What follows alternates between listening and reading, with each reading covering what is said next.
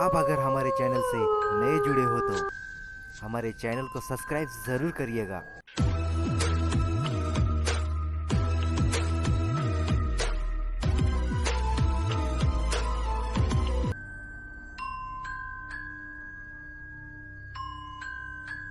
रात को जब मैं पैटर्न से लगभग 40 किलोमीटर दूर पहुंचा तो कोहरा बहुत ज़्यादा बढ़ गया था।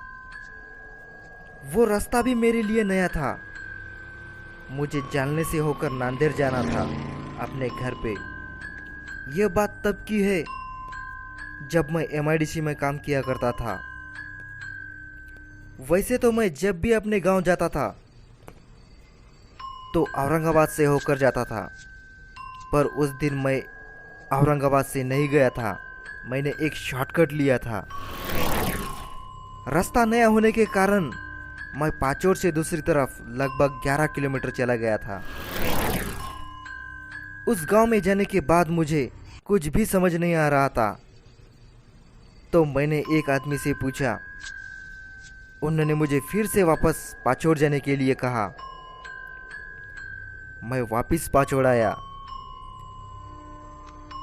वहां से मैं जालना के रास्ते जा रहा था। मुझे रात के 10 बज रहे थे। बहुत ठंड लग रही थी। जनवरी का महीना था। बाइक पे मैं अकेला और ठंड की वजह से मेरे हाथ सुन्न पड़ रहे थे। अब मैं गाड़ी नहीं चला पा रहा था, पर दूर दूर तक कोई मुझे रात बिताने लायक जगह या होटल नहीं दिख रहा था। मैं उस रास्ते से कुछ आगे जाने के बाद एक कॉटेज दिखाई पड़ा और मैं वहां पर चला गया। मैंने उस कॉटेज में एक रूम बुक की और कुछ खाकर सोने के लिए चला गया। कॉटेज बहुत ही पुराना था। मानो ऐसा लग रहा था कि यहाँ पर कोई इंसान नहीं बल्कि कोई शैतान बसते हुए। एकदम सुनसान और कोई भी इंसान नहीं। मैं रात को सो रहा था तो मुझे लगभग 12:30 बजे किसी की पायल की आवाज़ सुनाई दी। तो मैं तुरंत ही खड़ा हो गया और ये देखने के लिए खिड़की के पास गया कि कौन आधी रात में घूम रहा है, क्योंकि कॉटेज में मैं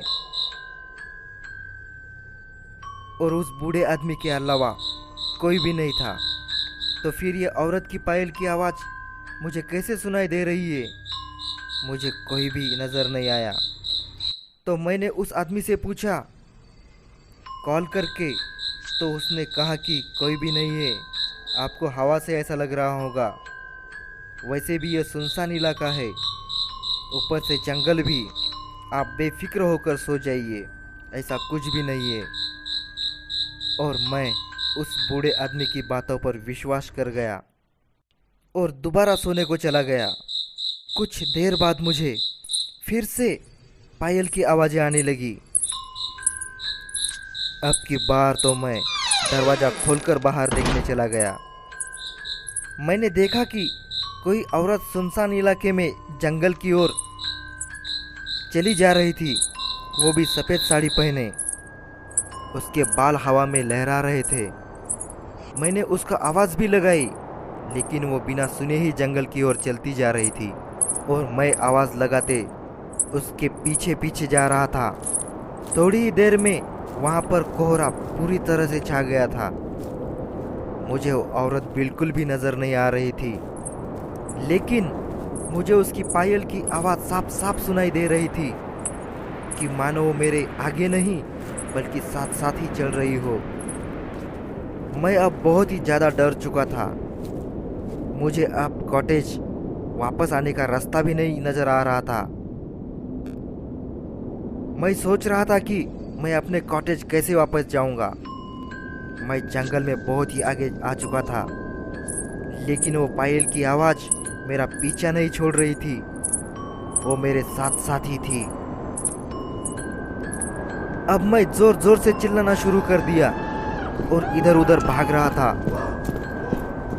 तभी कुछ दूर बाद मुझे वो बूढ़ा आदमी मिल गया, जो कि मुझे अपने साथ कॉटेज ले गए और उस औरत के बारे में बताने लगे जिसे मैंने देखा था कि इसी कॉटेज में उसकी आत्मा आज भी भटकती है।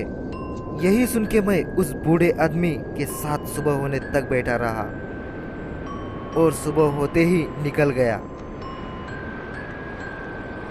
ये कहानी अगर आपको अच्छी लगी हो तो